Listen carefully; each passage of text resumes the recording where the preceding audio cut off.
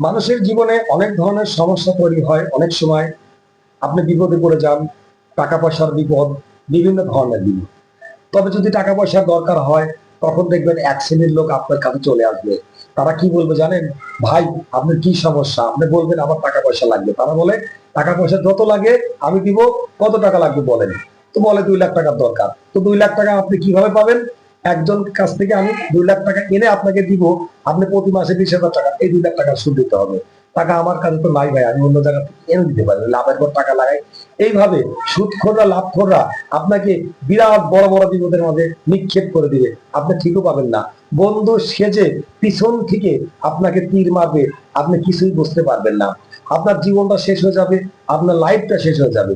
আপনার সবকিছু সর্বশান্ত করে দেবে তারা, এই যারা লাভের পর সুদের পর টাকা খায়, টাকা লাগায়। এদের থেকে অবশ্যই দূরে থাকবেন।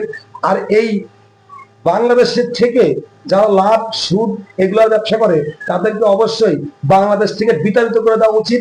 আর তাদের বিরুদ্ধে কঠোর শাস্তির ব্যবস্থা করা উচিত।